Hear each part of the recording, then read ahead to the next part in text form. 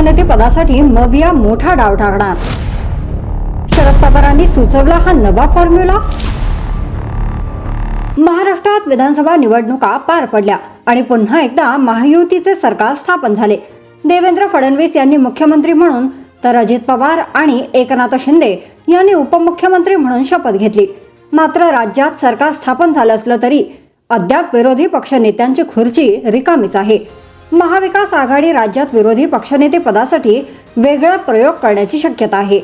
विरोधी पक्षनेता कोण होणार याची सगळीकडे चर्चा असतानाच 3 पक्षासाठी दीड वर्ष विरोधी पक्षनेत्याचा फॉर्म्युला ठरवणार असल्याची चर्चा आहे. 1.5 वर्ष विरोधी पक्षनेता फॉर्म्युलाकरिता शरद पवार आग्रही असल्याची सूत्रांची माहिती आहे. शरद पवारांची राष्ट्रवादी जरी 1.5 वर्षांच्या फॉर्म्युल्यासाठी आग्रही असली तरीही महाविकास आघाडीत या निर्णयावरूनही मतभेद आहेत. काँग्रेस मात्र संख्याबळानुसार विधान परिषदेत काँग्रेसचा आणि विधानसभेत ठाकरेंचा विरोधी पक्षनेता असावा याकरिता आग्रही आहे असे सूत्रांची माहिती आहे.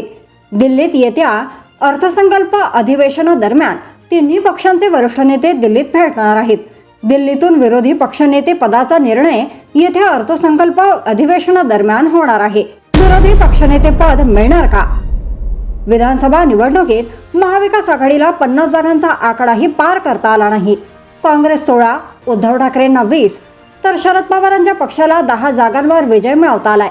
त्यामुळे विरोधी पक्षनेते पदासाठी पक्षाला एकूण संख्याबळाच्या 10% जागा असणं आवश्यक आहे. 288 पैकी विरोधी पक्षांमधील कोणत्याही एका पक्षाकडे कमीत कमी 29 आमदार असणं गरजेचं आहे. पण सध्या आत्ताच्या महाविकास आघाडीत एकालाही पक्षाकडे इतकं संख्याबळ नाही. त्यामुळे राज्यात विरोधी पक्षनेते पद दिले जाणार का याविषयी उलटसुलट चर्चांना उधाण आलंय.